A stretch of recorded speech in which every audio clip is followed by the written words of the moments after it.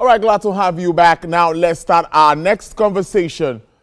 The Nigerian National Petroleum Company Limited has reduced pump prices of premium motor spirits, otherwise known as petrol, so that its outlets across the country as the competition in the downstream sector of the oil industry intensifies. Yes, that is key. That conversation has been on for some time. And the change in price comes a few days after Dangote Refinery announced the reduction of ex-depot price of petrol. And of course, that's for its partners across the country. TVC News confirmed that some NNPC retail outlets have adjusted the pump price of petrol to its new price of 860 naira per litre, as against the previous price of 945 naira. And that's what we've seen. Meanwhile, the Petroleum Retailers Outlet Owners Association of Nigeria said the recent petrol price reduction by Dangote Refinery, as well as the recent cuts by NNPC filling stations, would help address inflation.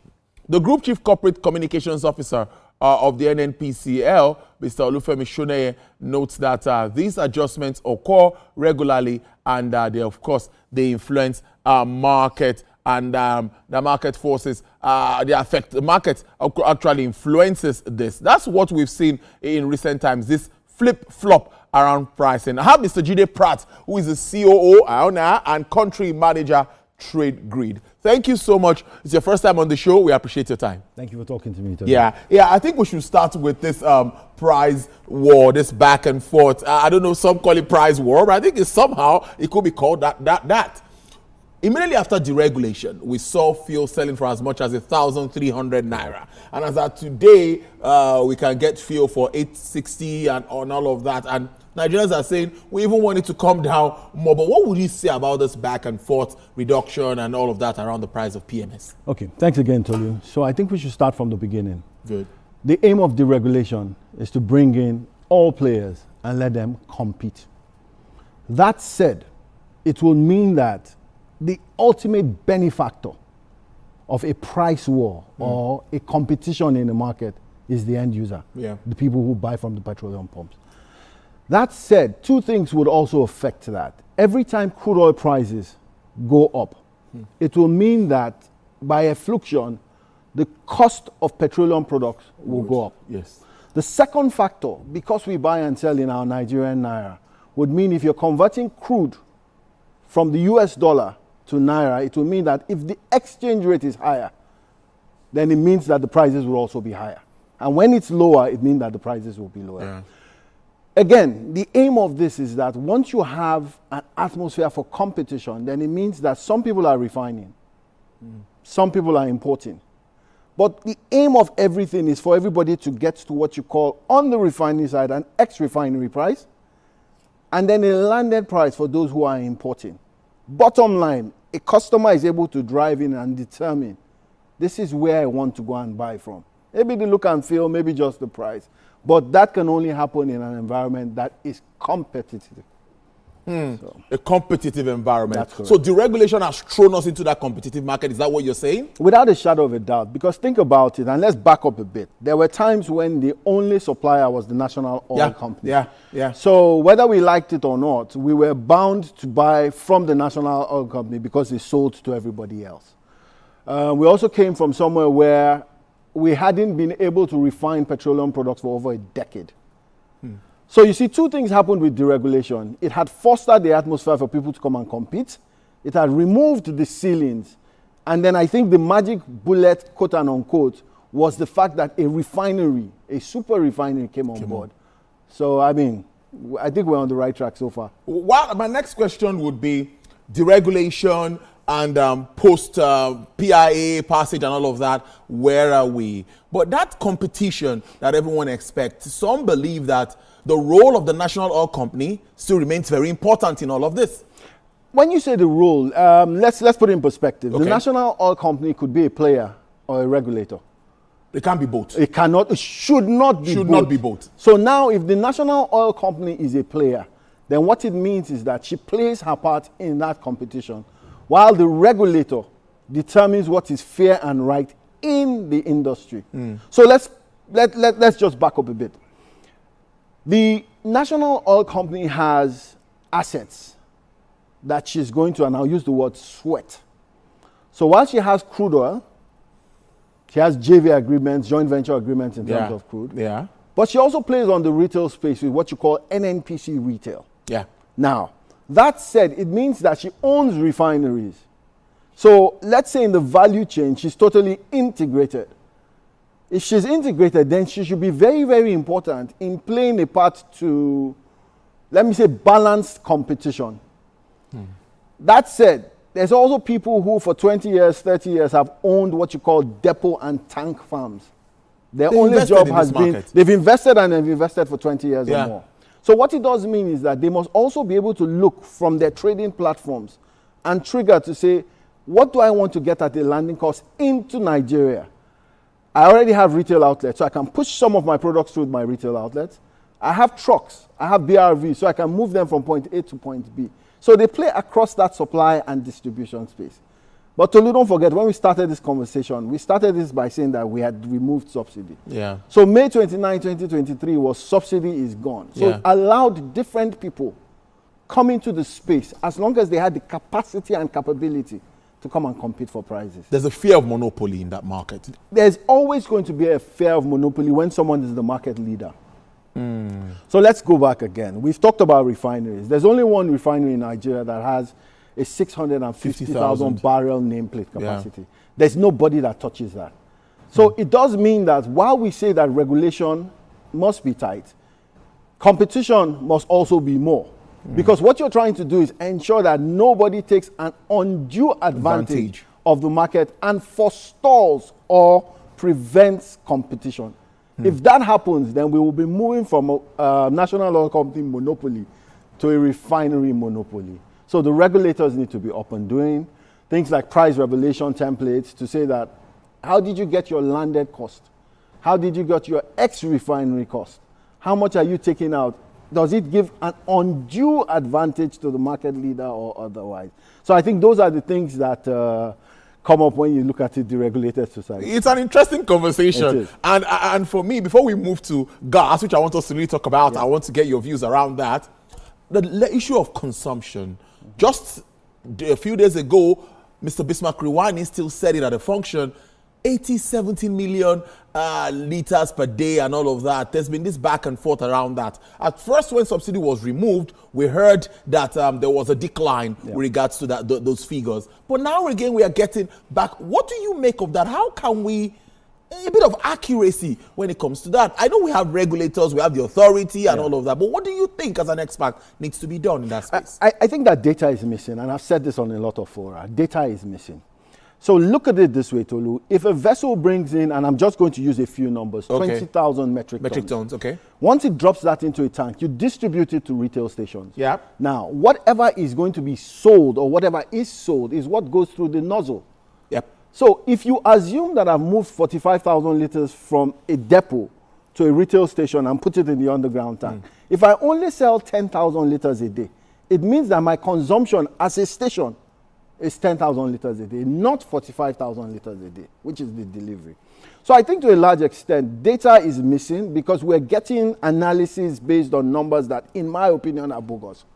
I also think that people are not buying as much as they used to because people are now managing some of their, let me say, their movements. But the days of fill it up, you hear let's fill it up now. In my opinion, we should be banking around 30 or 35 million liters. I think so too. This is my 35. opinion. That's what we should be doing. If really we're going to look at the pricing and the level of what we've been. Well, let's shift. The focus is now on CNG, and everyone is talking about cleaner energy. You know, let's move away. Energy transition is on the line and all of that. But let's focus on our country and efforts being made by government.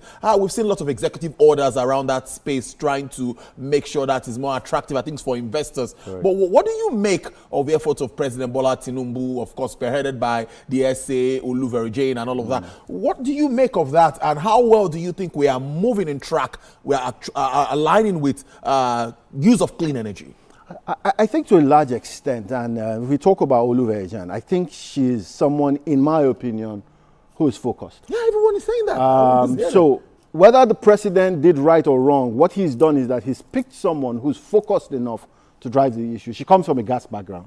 Oh. Yes, she comes from a gas background. So think about a few things. The Executive Order 40 which spoke to non-associated gas oil. And the emphasis here is on non-associated, because ideally if you drill a well and you're lucky, or quote unquote, gas comes out, so it's associated. So you have the option of selling your oil and using some of your proceeds to develop your gas. Now, if you go to some gas pockets or gas finds where there is no oil, it is non-associated. So what the president did with Executive Order 40 was to say, I'll give you some fiscal incentives to go into somewhere where you don't find oil to actually bring out gas. So that has worked well. Look at the CNG initiative. The CNG initiative was to try and take some pressure off petrol-driven cars. Yeah. In my opinion, it's a work in progress. It's cheaper fuel, it's cleaner fuel, but we must also understand that with CNG, compressed natural gas, there are two things that make it happen. You need a mother station, and then you need a daughter station. So assume the mother station is where you do the extraction. Then assume the daughter station is where you fuel into cars. So while cars convert, and that's what the PCNGI has been doing, Presidential CNG Initiative, they're converting cars to move from petrol, and it's a dual fuel, so you can use your petrol. If it finishes, you could switch. That's one thing about CNG. But it also means that more work needs to be done gas, because the farther you go away from a mother station, the more expensive CNG is going to be. So things like the AKK pipeline, that needs to be finished. We've had some successes in something called OB3. OB3 is a combination of gas processing plants. We have what you call the ANO. These are quick wins. You heard about NLNG trying to get to Train 7. Yeah, Train 7, yeah. But you look at it, even as NLNG is trying to get to Train 7, they're struggling with the fact that they don't have enough gas. So it's a bit of a conundrum for me that a country that has more gas than oil is struggling. So while the president may have made some good steps, it goes beyond the president. It goes to what happens in the next 4 years, because you can't start the gas journey and then jump off. We're 10 to 15 years late in terms of gas. So these quick wins that we have, like again, ANO, OB3, I think UTM Offshore is doing something in terms of FLNG, yeah. So yes, we have a lot of, but we also need to complete. Tolu, is not just to start it. Start it, complete it. The more we can get gas going around in terms of industrialization, transportation, logistics, it's better for it. So we can also now transit in a just energy transition manner. Gas is our comparative advantage. So we must use it to grow. Not discounting oil. Find cleaner ways of drilling oil. But it's the combination of the two that will get us out of darkness. Well, because many would say it's capital intensive. Do we have the right infrastructure to drive that investment at the moment? That is one thing I always hear too. I don't know if what you think also around that. Are we having the right policies, would I say, in place that would attract the needed investment? We can't drive this alone as government. Now, look at what we say, and you make a very interesting point. So the question is this: if something is not commercially or commercially viable, it's not going to get bankability. Nobody comes into gas and builds infrastructure for the fact that they have altruistic reasons. No, they do it because they want to be able to see their return on capital. So what that means is that the policies that the president has made, and that will still make, in my opinion, need to be tight. You don't want a policy that someone brings in $2 million, $3 billion, $4 billion, and then halfway into that project or that exercise, there's a political shift, or there's a legal shift. What it means is that the sources of that fund are gone. So we must have policies that are age-long. We must have policies, and one of the things the Executive Order 40 did is that it reduced the entry limits to what you must do to come and, like you want to apply for a permit. Let's assume in the past it was every 6 months. Now it's every 5 years. The volume, if it was 500,000, is now moved to about 5 million or 10 million. So what you're trying to do is put in a structure in place so that people come in and don't need to go back for documentation every year. The aim was also to see how we can make sure that getting to contract signing is done in 6 months. We had issues 3 years, 4 years. Someone is trying to, how is it going to work? When is it going to work? Policy consistency is something that we need to have. Legal framework and sanctity of contracts. And then most importantly, people will come where they see that their returns are secure. So investment will always change returns. So regardless of the color of our problems or the color of where we are, Once I see a viable project and it's bankable and I have the assurance that the government contract is tight, investment will still come. Staying on that, let's look at crude production again. Let's take it back to crude because, like they would always say, we still need crude to do whatever we want to do. That's where the cash is coming from. And you know our budget is also predicated on 2.06 million barrels per day is what we are looking at. But my question really to you would be, the issue of vandalism and oil theft is something that we've also talked about for some time. I know that before now in the Niger Delta region, we used to have this local refiners, you know, burning and all of that. And you see diesel coming up from there. And, you know, they're local refining and all of that. But my question really would be, what's your assessment of efforts of government aimed at addressing or reducing oil theft? And this target, considering what we see moving forward, do you see, is it feasible? I'm worried about the target. And why do I say so? If you look at what happened in January and February, at the end of January, we had a combination of crude oil and condensate of about 1.7. 1.7, yeah. It dropped in February. So what that means is that, and this is where I'm going at, if a target of 2.06 needs to be met, then it means that we can't afford to undulate.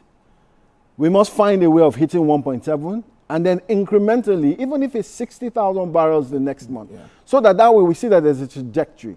You must also look at it that we're hearing of less cases of vandalism. Yeah. Now, it could be one of two things. The military is doing well, or security agencies are doing well, or it's underreported.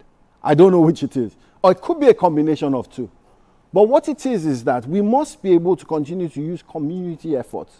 If a community sees that it's our oil, and they benefit from it's our oil, then ideally they should be the first line of action to secure our product. Conversations within the military, the security agencies need to be a bit more cordial. You don't go into one place, level a set of people and expect they will give you information. No, it's not going to happen. So these efforts have to be consistent. The drive also, if you look at what is happening with some of the, let me call it buyovers, Renaissance Group, Shell, you find out that local content is coming in. And that's onshore. We're not talking about offshore drilling now. We're talking about onshore. So you'll find out, like in local palace, local sense might help in terms of nipping some of the agitations in the bud. But the bottom line is that if those are done in a conducive manner, the first direct effect is that investment goes into those wellheads and those places. And you see that there's a ramp up. Before you know it, 100,000 here, 60,000 here, 70,000, it adds to that pot. True. And if we do this, again, I say it must be consistent. We can't do it on Monday, Wednesday it's not working right. So policies have to be sacrosanct. The route to growing these things, we have to be intentional. And then I think we have to play less politics when it comes to a lot of these things. We need to face it, decide that, look, this is what happened in Q1. What were the things that didn't allow it to happen? Why didn't we hit 100%? What do we need to do better in Q2? And we begin to grow this. Those are my opinions. Before we wrap this up, because I know we could go on and on to every show. It's an interesting sector. Yes, the role of the marketers again comes to my mind, like the major oil marketers, the Ipman guys, and all of that. It's been back and forth with them with regards to this. Some say they're even losing some money with regards to this drop in price and all of that. Ex-depot prices are this today. They've paid. They've not gotten supply. The next day it's fallen. The next day they've gotten some to their filling stations. They are yet to sell. Price has changed again. Where do you think where do they stand in all of this? I think to a large extent that it's a 50-50. Yeah, it is. And why do I say so? If there's a gain in the market and you have stock, you sell for that gain. Sadly, the reverse is also the case. If there's a loss in the market and you have stock, you lose. So a lot of people say, why not just blend? So the weighted average cost of capital, I had a gain here, I have a loss here. But in trading, we say something fundamentally. You trade out of a problem. So you can't stop. They must just find cleaner ways and then diversify their product base. But I also think that we need to look at how markets drop prices, because the aim is not to kill competition. Again, I must say this. If you kill competition, then what it does mean is that we have gone back from an NOC monopoly to a refinery monopoly. And that should not be allowed. As long as customers are happy today, there are no whiplashes. But we must build a business that is sustainable, and as we continue to grow, the market is able to determine prices in a fair and competitive manner. What's your outlook generally for the entire market? But I would say I'm cautiously optimistic. We're getting some things right. We seem to place politics with some others. So if we're focused and the right mind, we talked about the essay to the president on energy. Yeah. In my opinion, that's a focused mind. So it's surrounding ourselves with people who are a bit more focused in terms of goals and achievements as against playing politics. So I'm cautiously optimistic, but I would say that the glass is half full. Interesting chat with Mr. Jide Pratt, I must say, CEO, owner and country manager, Trade Grid. Thank you so much for coming in. Thank you for we really appreciate your time. Thank you. All right.